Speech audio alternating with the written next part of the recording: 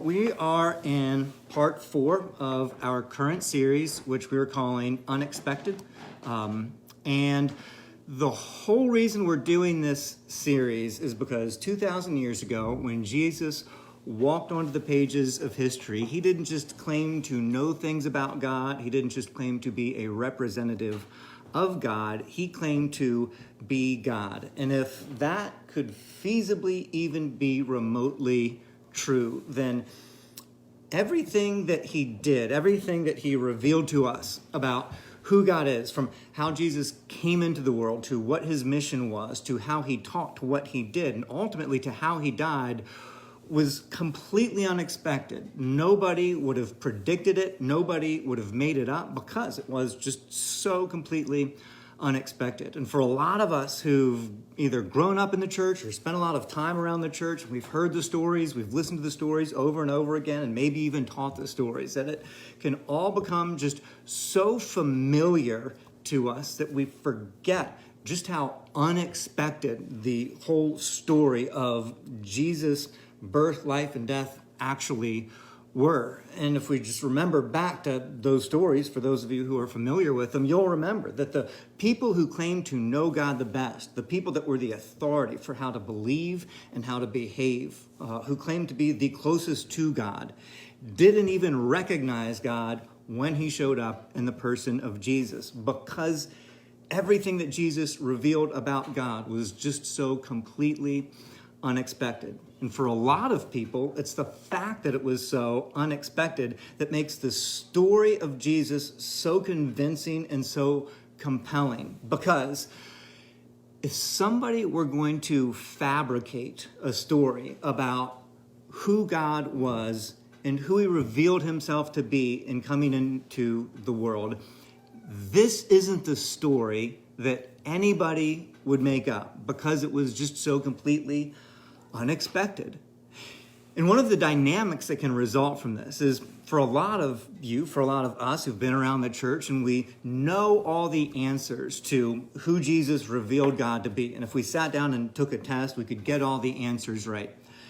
Simultaneously, even though we know all the right answers, there's also this unconscious, sort of impulsive, deep down God that we all tend to expect, right? It's the God who shows up when the wheels fall off, when we make the big mistakes. It's the God whose voice is somehow, sometimes, always droning in the background, the God that we all expect. And some of the things that tend to be true about the God that we all tend to expect are this: that the God we tend to expect created rules to be followed and people to follow them, that he tolerates us when we do, he's angry when we don't, he's just kind of annoyed most of the time and isn't really that involved and doesn't really care that much about our day-to-day, moment-to-moment lives. Like, that's kind of the God that we all tend to expect. And the problem with the God that we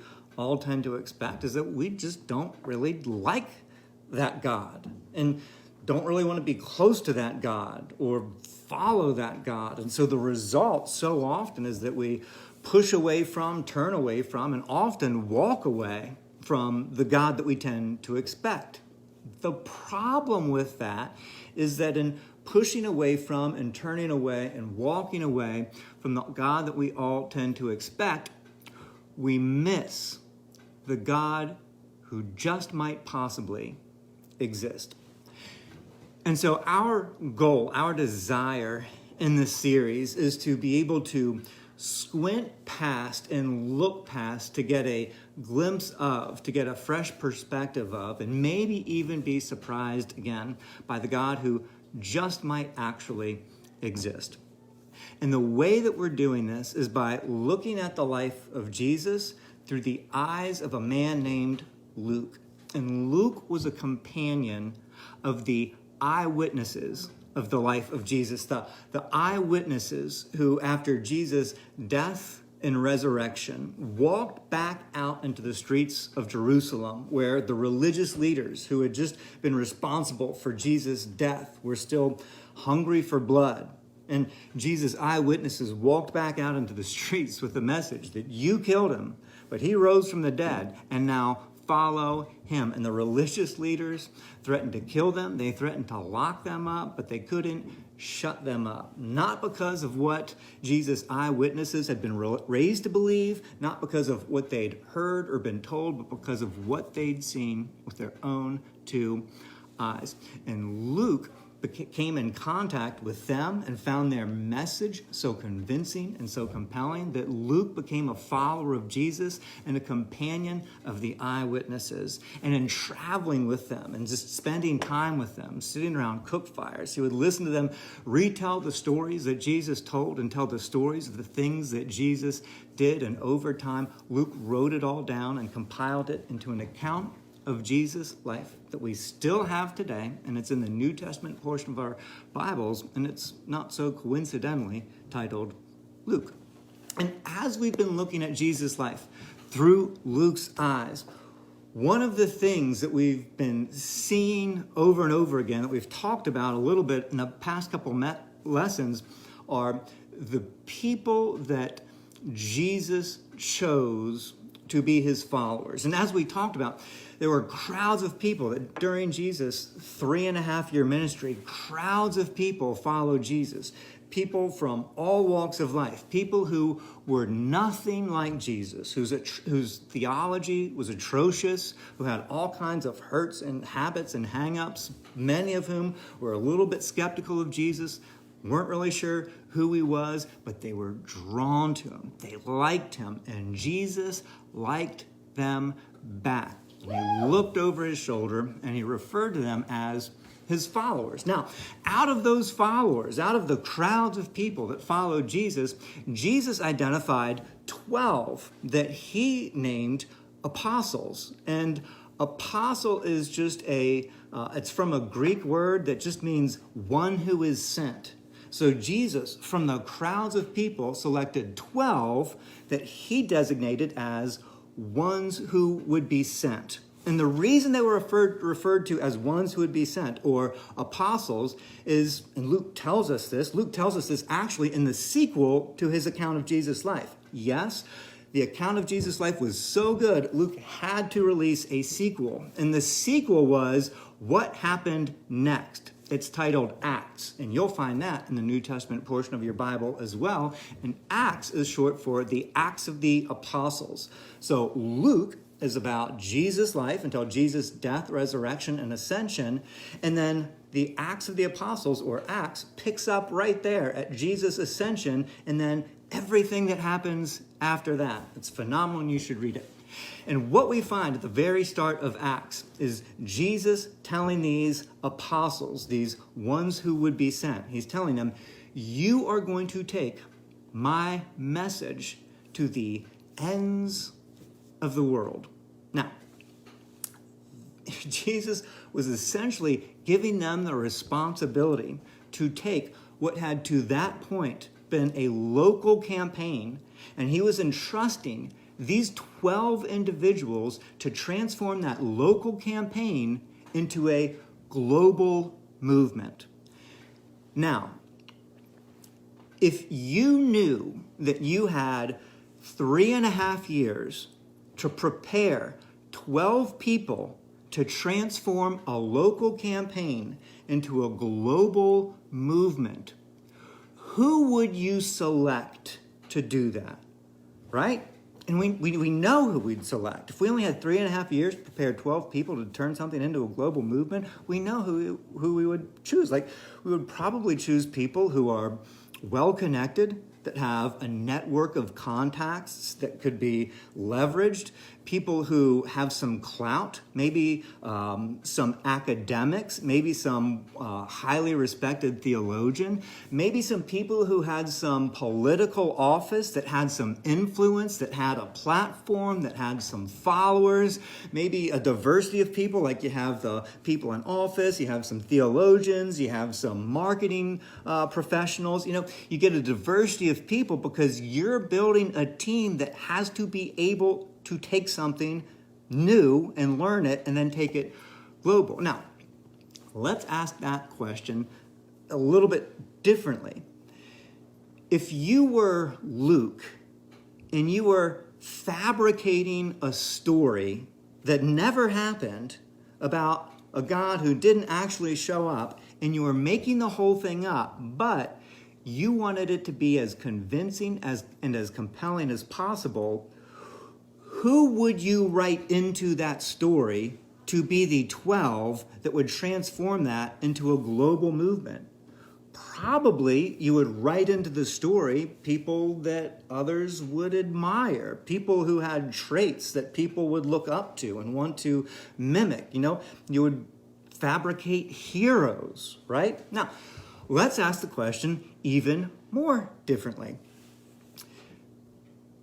Who would the God that we all tend to expect select to take his movement global, right? The God that we all tend to expect, who would he choose, right? The God that we all tend to expect, whose mission is pretty much just to get everyone to believe and behave, and whose measures of effectiveness are how right you are and how good you are. Who does that God choose to take his message global? Probably people who are really good believers and really good behaviors, right? The people who have all the answers and don't back down from their answers, and the people who behave right and make sure everybody else behaves right too, right? That's who we'd expect, the God that we tend to expect to choose. Now, out of all those people that would make sense to choose, they are nothing like who Jesus actually selects. In fact, as most of us know who've heard these stories before, the people that Jesus selects are not the people that we would ever expect. And we've touched on some of them already, but I want to do just a brief profile of some of the ones that we see showing up in Luke's account of Jesus' life, just to give you a quick overview of the kinds of people that Jesus would select. Now, think about it this way. Jesus could have chosen anyone, right? Jesus, God, had his pick of humanity and could have picked anybody he wanted, right? He could see everybody's resume without reading their resume, right? So imagine, and you probably had an experience like this, that playground experience where the captains for the kickball teams get picked, and then everybody else who's not good enough to be a captain is standing there waiting to get picked. Like, imagine that. Like, Jesus is selecting his 12-man kickball team, and he's walking down the line of humanity, and here's some of the people that he selects. One of them, we've talked about him, is a man named Levi, and Levi was a tax collector. When you hear tax collector, don't think agent of the IRS. When you hear tax collector, think instrument of the Roman Empire. The Roman Empire that had just only 60 years or so before had brutally and violently conquered Israel and was now taxing Israel to take the resources from Israel to fund future conquests and taxing them unfairly. But the Roman Empire wouldn't get their hands dirty taxing Israelites, so they selected Israelites to tax their own people, to be tax collectors on their behalf. Well, how do you get someone from among their countrymen to tax their fellow countrymen unfairly to fund the empire that just conquered you? Like, who would be so despicable to do that, and how could you convince them to do that? Well, what they offered was that not only do you collect taxes for the Roman Empire, but feel free to request as much as you want to line your pockets as well. And oh, by the way, if people aren't willing to pay you what you asked for, just let us know. We're the empire, right? And we will go and we will kill their family, we will burn down their house, and then last of all, we'll kill them as a sign to everybody else to pay whatever you ask. And these were tax collectors. And just to help provide some, I don't know, like to see how just despicable this was perceived as. It was analogous to a Jew siding with Nazi Germany to sell out fellow Jews in order for them to get rich, right? This was a tax collector. They were hated. They were despicable. And Levi was a tax collector. So here's Jesus working his way down the line of all humanity. Who will I pick for my kickball? Who's going to help me change the world? Oh, you, the traitor, you, the scoundrel, over here. You're on my team. Jesus also selects a man named Thomas. And Luke refers to Thomas, but Luke doesn't actually say much about Thomas in his account of Jesus' life. A lot of what we know about Thomas we read in another account of the life of Jesus written by a man named John, who is an eyewitness of the life of Jesus. And we see Thomas show up a couple times. And one of the times that Thomas shows up, and I love this, Jesus has pulled his disciples together, and he's like, hey, we are going to go heal a friend of ours named Lazarus. And it's just outside of Jerusalem. Lost my signal, but I'm back on.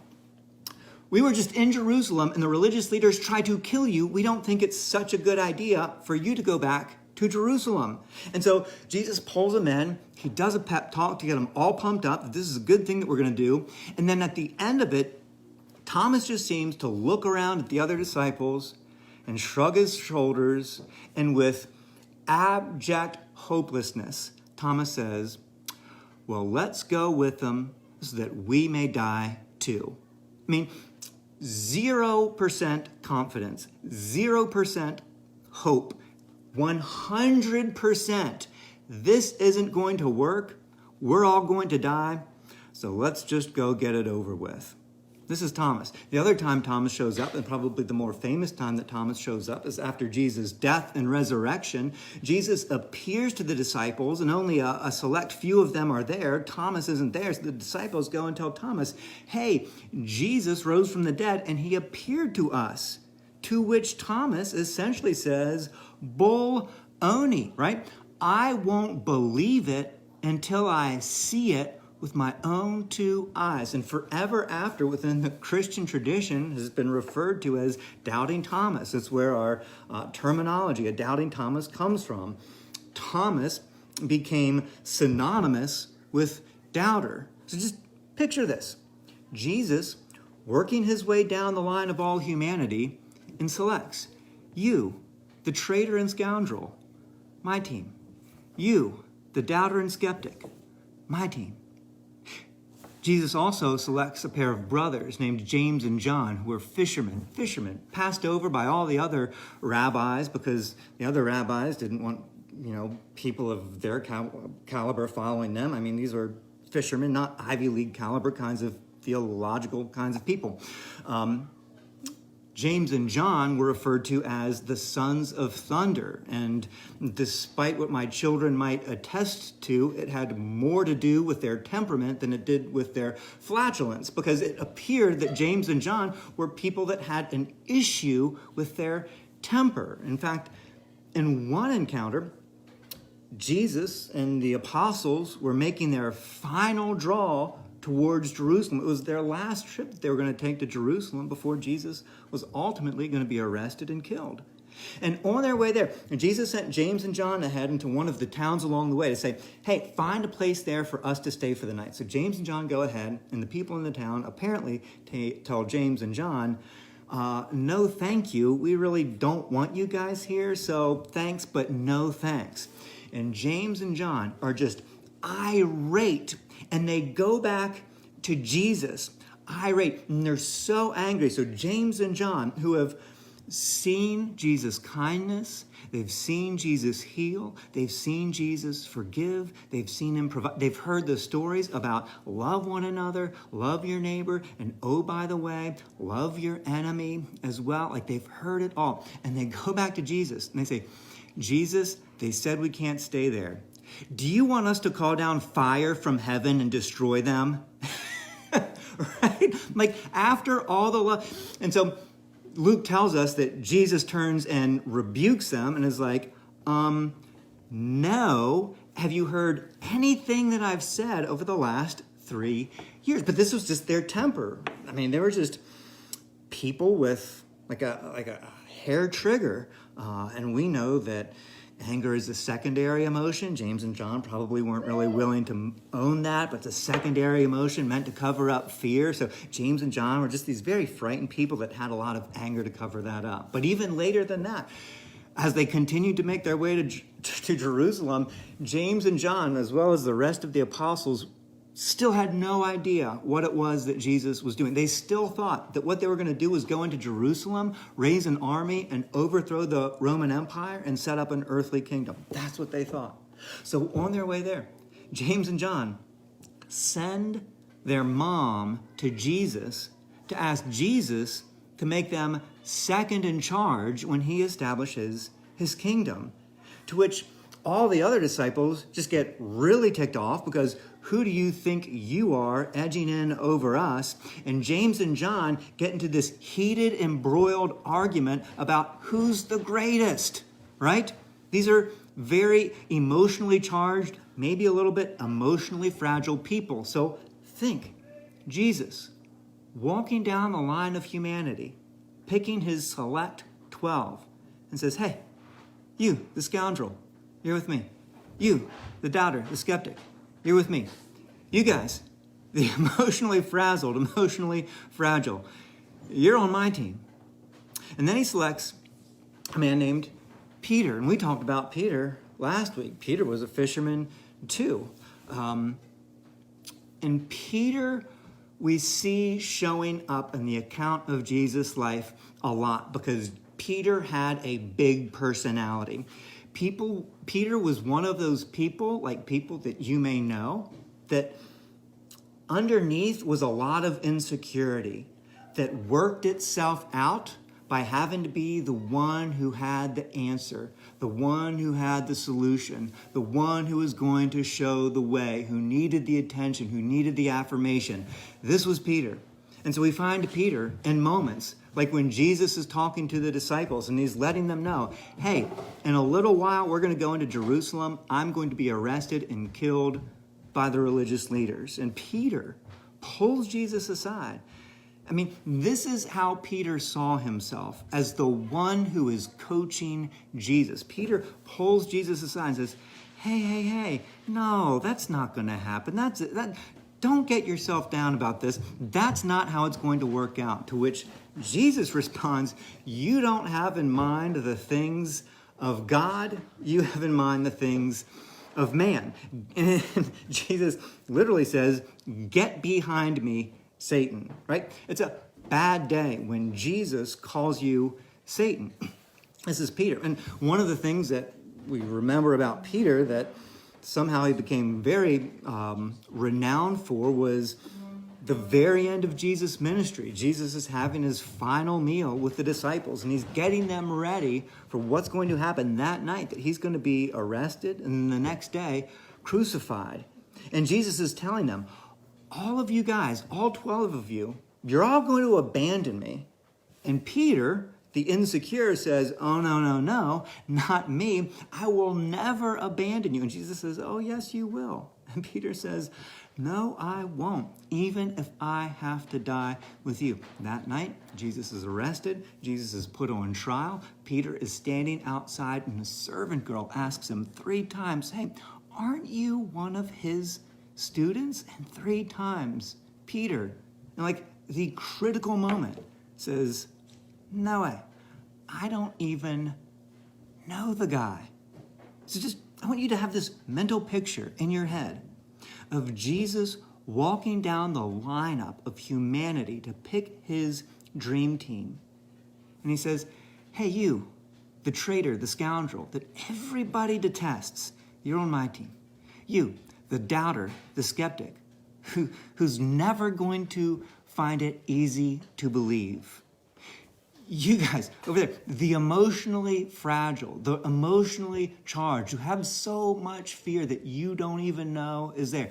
And oh yeah, you there, the insecure, the one who's ultimately going to deny me, you're on my team, right? and recognize this was intentional.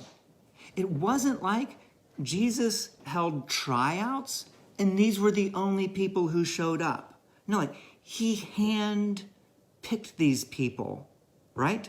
Recognize this. He hand-picked. There was intentionality in Jesus' selection of the apostles.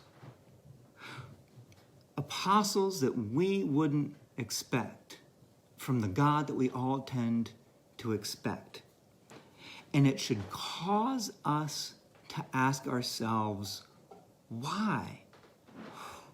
Why would Jesus select these out of everybody? And the truth is, Luke doesn't explain it. It's not like Luke says, Jesus selected these people, and here's why. He doesn't explain it. And there's no answer key in the back of the Bible that we can go to that'll tell us and this is why Jesus selected them. This is a question, like many questions, that I think God just invites us to be with. Just a question to sit with. And I would encourage you guys and for us as a community in this coming week just to sit with that question and consider, why would Jesus select these? It's just a good question to be with your kids, to be with in our community, to be with among your friends, to be with your partner, just to have it as something that you're thinking and reflecting about in the coming week. There's so much discovery that happens when we just allow ourselves to be with a question in God. And as I was with this question this week, and I'm not going to say these are the right answers, and if as you're with this question you come up with these answers and they match mine, then yours are right. No, I'm not saying that. But these are just some things that came up for me as I was spending time with that question this week. And one of the things that came up for me that maybe, just maybe, the reason Jesus selected those 12 was because maybe he just wanted us, you, me, to see the possibility of our potential. That Jesus selected these 12. And if we'd been consultants to Jesus, we would have completely advised against it. But nonetheless, Jesus selected these 12 to turn a local campaign into a global movement.